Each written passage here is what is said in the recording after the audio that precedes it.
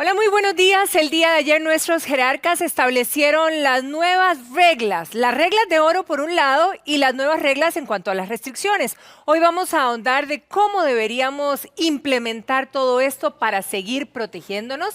El doctor Marco Vinicio Boza está con nosotros justamente Buenos para días. esto, doctor. Un placer tenerlo. Muy buenos días. Muchísimas gracias. Doctor, las condiciones que una persona o una empresa, ¿verdad?, que da servicios debe tener para garantizar la salud, evidentemente, de los clientes y, por supuesto, de sus colaboradores. Lo primero que tendríamos que recordar es que a pesar de que estamos ya en tiempo extra, ¿verdad?, de este partido de fútbol, que ganamos el segundo tiempo, pero todavía tenemos que seguir adelante, es precisamente que los ejes fundamentales no se pierden. Tenemos que seguir asegurando el lavado de manos, tenemos que seguir asegurando el correcto estornudo, la correcta tos, y además de esto tenemos que recordar que aunque ya estemos hablando de burbujas, no podemos abandonar el distanciamiento social. Pareciera ser que cuando la gente escucha que ya se puede bajar un poquito el encerramiento o el confinamiento o el quédate en casa, ya significa que se puede hacer cualquier cosa en la calle. Ni en la calle, ni en las empresas, ni en ninguna institución se puede abandonar el distanciamiento social. Muchas empresas han tenido una muy buena práctica, que es que le han estado ofreciendo a sus clientes la posibilidad de un lavado de manos al ingreso o al egreso. Han puesto incluso lavatorios o piletas para que la gente las use a voluntad. Han puesto dispensadores con alcohol gel. Algunos usan loción de alcohol. Hemos estado observando cómo dentro de algunas instituciones se respeta profundamente el distanciamiento con marcas en el piso, con trillos demarcados para que se sepa que por aquí se entra, por aquí se sale. Y este ha sido una respuesta del comercio y de las instituciones a nivel de país, que definitivamente son congruentes con lo que se necesita en este momento. Hay dos palabras importantes para esta nueva etapa. Una es trabajo en equipo, o dos conceptos, ¿verdad? Más que palabras. Trabajo en equipo, ¿qué significa? No ha terminado nada. Seguimos con el riesgo, seguimos con la amenaza. COVID no se ha ido. Aquí está con nosotros todavía. Lo que tenemos son índices muy bajos de infección, que son el resultado del trabajo colaborativo entre las autoridades, las estrategias que han puesto y la respuesta ciudadana que ha sido maravillosa. Pero esto no se acabó. Esto no se acabó. Ahora, la empresa ha respondido adaptando sus horarios de acuerdo a la norma, adecuando sus ámbitos físicos, poniendo incluso demarcación de cómo se debe circular, ofreciendo alcohol y lavado, etcétera. Pero eso es parte también de una cultura que debería quedarnos. Exacto.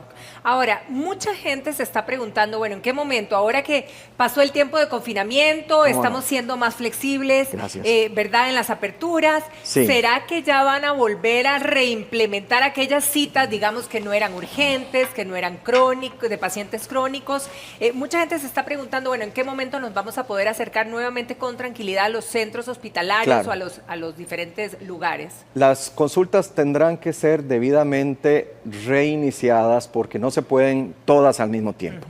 Tiene que haber prioridades. Es mucho más urgente, por ejemplo, ver la respuesta de una persona a un tratamiento biológico, a un tratamiento antiinflamatorio de esos que bajan las defensas. Es mucho más urgente tener el control de una persona que fue operada del corazón o de un trasplante que la persona que va, por ejemplo, a un control anual. La persona que dice, mira, está todo bien, pero venite en unos 6 meses para chequearte, hacerte una serie de exámenes de laboratorio, ver cómo estás vos, escucharte el corazón.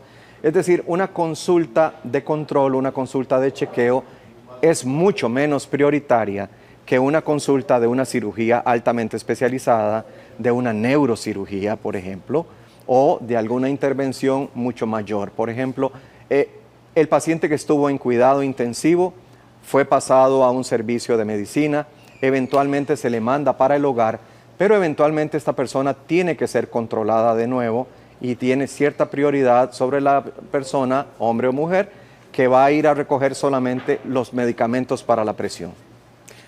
poco a poco. Correcto. Ahora, ¿qué pasa con las personas adultas mayores? Si bien es cierto, se ha hecho una diferenciación de horario en este tiempo, ¿verdad? Claro. ¿Cómo va a seguir, digamos, el protocolo con respecto a sus visitaciones a los centros hospitalarios? Y si van a seguir con la misma dinámica, digamos, de que la medicina les llegue hasta sus hogares en el caso de los que se puede hacer si no tienen los psicotrópicos, digamos, en las recetas. Bueno, lo que hemos estado observando ahora es que ya estamos entrando en una nueva etapa también de salud en el país. Exacto. Que es la época de lluvias. Sí. Y con las lluvias están entrando nuevos riesgos, nuevas amenazas para la salud, sobre todo del adulto mayor. Como consecuencia, estamos ya en el proceso de vacunación. Y hemos decidido en el contexto de COVID-19 que no se puede vacunar en el hogar. Aumenta mucho el riesgo del personal de salud. Entonces, la persona que va a ser vacunada está siendo convocada a una sede de la caja, llámese clínica, llámese hospital, cada persona sabe dónde es que le corresponde y además se está haciendo a partir de el nombre, es decir, por apellido. Por apellido, cierto. Por apellido. Entonces, se está vacunando al adulto mayor contra la influenza, se está aprovechando la oportunidad para toma de signos vitales, para ver cómo está, para interrogarlo, cómo se ha sentido, ha tenido calentura, usted ha estado resfriado, viene hoy usted con algún problema agudo, es decir, con una diarrea nueva, con una gripe nueva, con una tos nueva. Y eso también de alguna manera es una consulta un poquito leve, ¿verdad? No tan seria como una consulta formal, pero de igual manera nos permite ver cómo está la persona mayor. Junto con esto hay algunas consultas que definitivamente se han cerrado y se han dejado para después. Algunos hospitales se han organizado para entregar los medicamentos a domicilio. Otros lo que han hecho es contratar gente que se encarga de llevar los medicamentos a través de un sistema de entrega, algo parecido a un courier, pero a domicilio. Hemos tenido también la posibilidad de que familiares de la gente mayor vaya ir a recogerlos con la cédula de la persona, etcétera.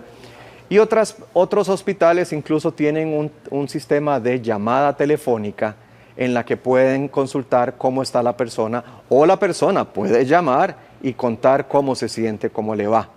De modo que la caja ha tenido una serie de adaptaciones muy importantes.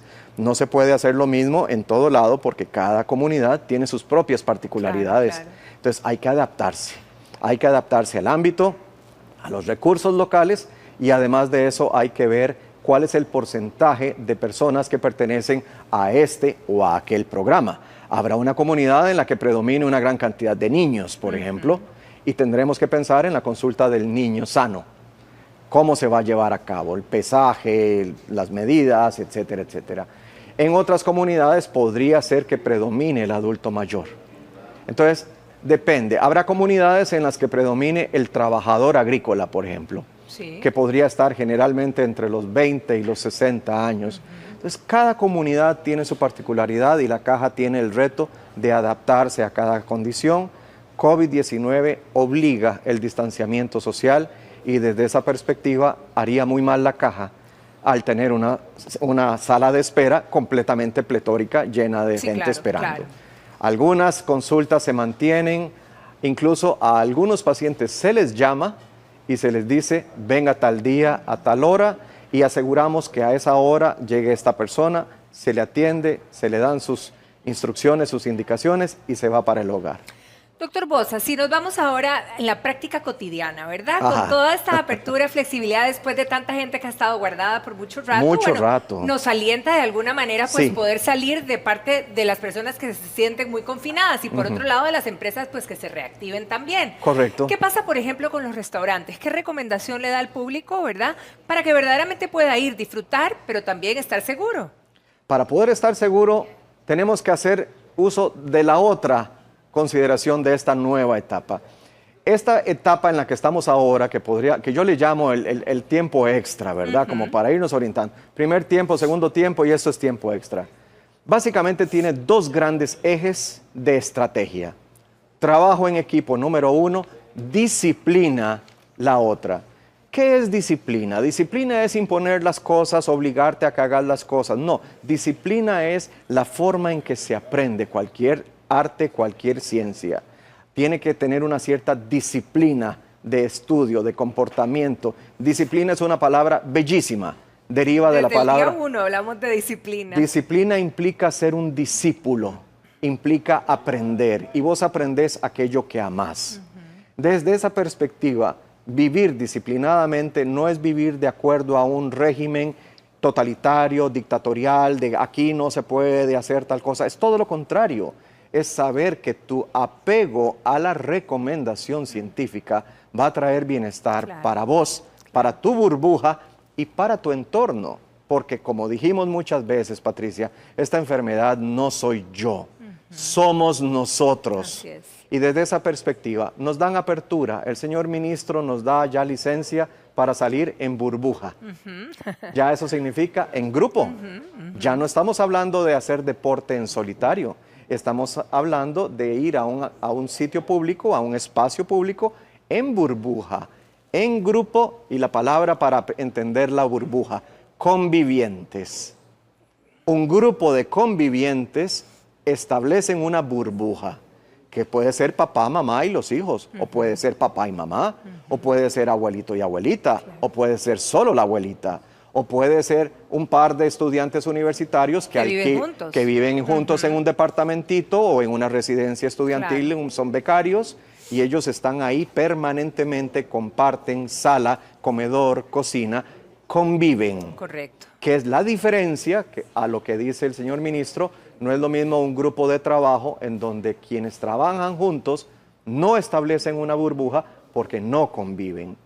Entonces, ¿qué necesitamos para trabajar con burbujas y vivir con burbujas para desarrollar esta estrategia de burbujas que pide el ministro? Disciplina y trabajo en equipo. A la hora de ir a un restaurante tenemos que recordar que se permite el 50% del aforo. Deberíamos ver el restaurante como lo quieras ver, Patricia, o medio lleno o medio vacío, pero a la mitad. A la mitad, exacto. A la mitad. Es decir, sabemos que nuestro restaurante favorito tenía esta área con 5 o 6 mesas, ahora solamente tendrá 3 o menos. Y además de esto, tiene que haber una buena distancia entre burbujas. Entre mesa y mesa. Porque en mi mesa yo me voy a sentar con mi burbuja, con la gente con la que convivo. Y la otra mesa, a 1,80 m o más, debe tener otra burbuja, otro comensal, una persona que llegó sola, no importa. El número de usuarios en cada mesa no es tanto lo importante como el hecho de que en una mesa pueden haber convivientes, pero en diferentes mesas pueden haber diferentes números de personas a una distancia prudencial. Si lo hacemos, el negocio va a tener éxito. Si lo hacemos, el negocio va a vender. Si lo hacemos, el negocio asegura fuentes de empleo, cocinera, cocinero, chef, cajero, lo que quieras. Si la gente reacciona, si el empresario reacciona y si los comensales reaccionamos, aseguramos el éxito del sistema. Y lo mismo podemos decir de otros ámbitos, por ejemplo, gimnasios, que también tienen un aforo. Ahora le entramos de lleno a los gimnasios, pero antes las personas que sirven, que atienden a las personas, ayer se hablaba ya y se recomienda, digamos, por ejemplo, se recomendaba en buses, se recomendaba en donde haya mucha gente el uso ya de las mascarillas. Ya esa es otra normativa, Su criterio, ¿verdad? doctor, con respecto a, digamos, a un salonero, ¿verdad? Que a donde ya se activa tanto este gremio, ¿deberían de usar mascarillas los saloneros? El problema del salonero es que el salonero a 1,80 m no es un salonero. No. No puede desarrollar correctamente su trabajo. Correcto. Pero un salonero podría encargarse de tener lista una mesa tipo buffet.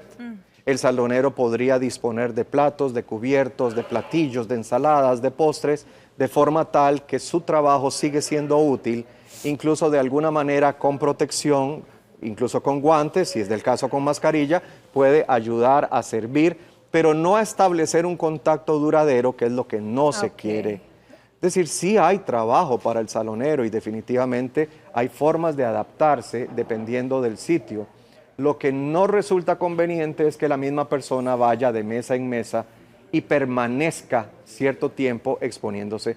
Desde esa perspectiva sería prudente entonces que se proteja más, que use mascarilla y si fuera del caso, si así lo tiene a bien la empresa, La careta. Las caretas. Las caretas. Ok, perfecto. ¿Qué pasa con respecto a los parques nacionales que también se dio la noticia de que había Vea qué apertura en ellos? Y no uno, muchos parques Muchos nacionales. parques Podemos ir a nacionales. Carara, podemos ir a Manuel ¿Qué Antonio. debemos esperar ir a cuando Sopo- lleguemos a ese parque nacional para estar seguros en nuestro paseo? Interesante, porque lo que pide el ministro es que se haga compra previa Correcto. del boleto de ingreso. Eso está fantástico, porque incluso podés organizar el viaje de tu burbuja y de alguna manera favorecer que a cierto día, a cierta hora, ya tengas el acceso asegurado.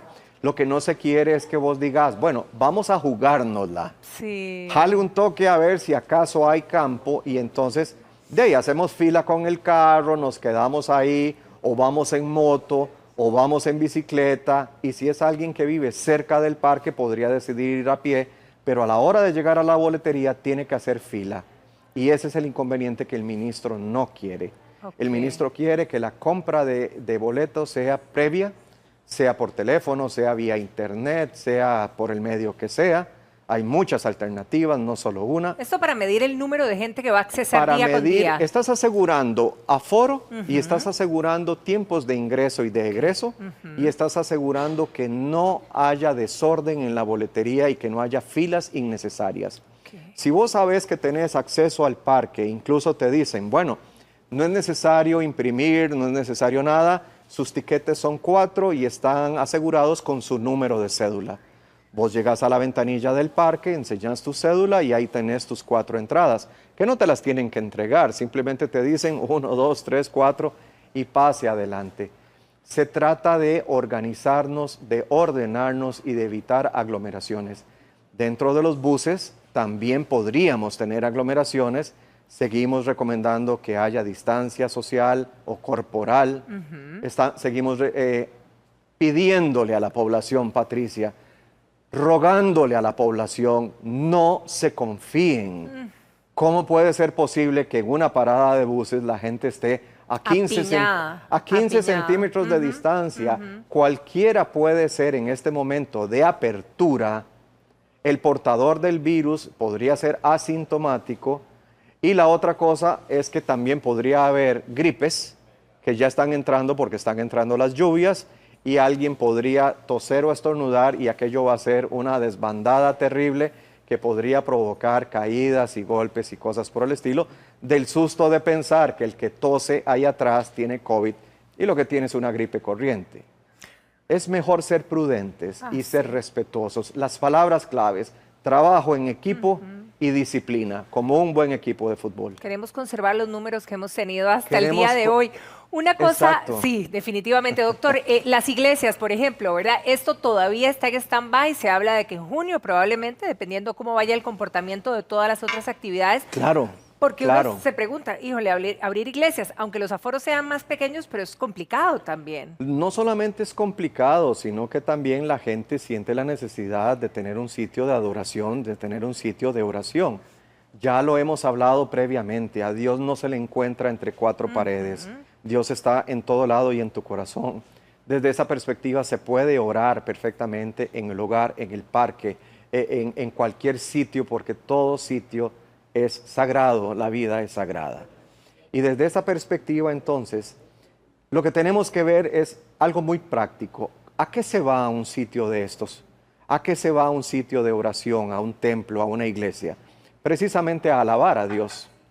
Y se alaba de muchas maneras. El problema o el inconveniente que se ha identificado es que en estos sitios de adoración, en estos sitios de alabanza, no solamente se hace la oración introspectiva, personal, íntima, sino que también durante el ritual va a haber una manifestación cultural, una manifestación social que va a hacer que la gente haga lo que el ministro pide que no se haga en sitios públicos: hablar en voz alta, gritar y cantar. En el rito católico, por ejemplo, ¿cómo haces para no cantar? Si gran parte de lo que hemos definido precisamente para esta época es la alabanza cantada. Entonces, aumenta el riesgo y no queremos eso. Si en algún momento se llega a un entendimiento y si el señor ministro ve un compromiso de parte de los sitios de culto, de las religiones diferentes, de establecer ciertas pautas, ciertas reglas que incluyen el lavado de manos, el correcto protocolo de tos y estornudo y el distanciamiento social, podría ser que el señor ministro reconsidere las cosas, pero ya él fue muy claro. Vamos a dejar estos entornos para más avanzada la pandemia, junto con otros ámbitos que han provocado fracaso de este proceso en otros países. ¿Por qué Corea del Sur está volviendo atrás? Por discotecas. ¿Por qué Singapur volvió atrás? Por bares y sitios públicos. ¿Por qué Alemania? Sí, Alemania, que son disciplinadísimos, están volviendo atrás precisamente por lo mismo. Bares, pubs, discotecas, nightclubs, casinos, son sitios que la gente ha pedido mucho porque forman parte de su necesidad de entretenimiento y de contacto social, pero desafortunadamente cuando median las bebidas espirituosas y el espíritu más alegre, se olvidan algunas cosas fundamentales, ¿verdad? Desde esa perspectiva, creo que nuestro ministro ha sido clarísimo. Hay que esperar un poco para ese tipo de sitios. No lo estoy equiparando bajo ninguna circunstancia a un sitio de culto, pero también es un sitio social donde pueden haber muchas personas manifestándose y de alguna manera aumentando la posibilidad de que las famosas gotitas de saliva con este bicho insoportable se le pasen a mi vecino. Doctor Bosa, como siempre, muchísimas gracias por habernos Gracias, acompañado Patricia. a hacer este repaso por todas estas nuevas ¿Verdad? disposiciones. Tenemos que aprender tanto, Patricia. Así es, así Qué es. barbaridad, cómo hemos aprendido. ¿Sabe qué nos ha estado enseñando este bicho malvado? A vivir juntos. Así es. En familia, convivir a convivir. A convivir. Este bicho nos ha enseñado a convivir y nos ha hecho reflexionar sobre lo que significa interactuar y compartir.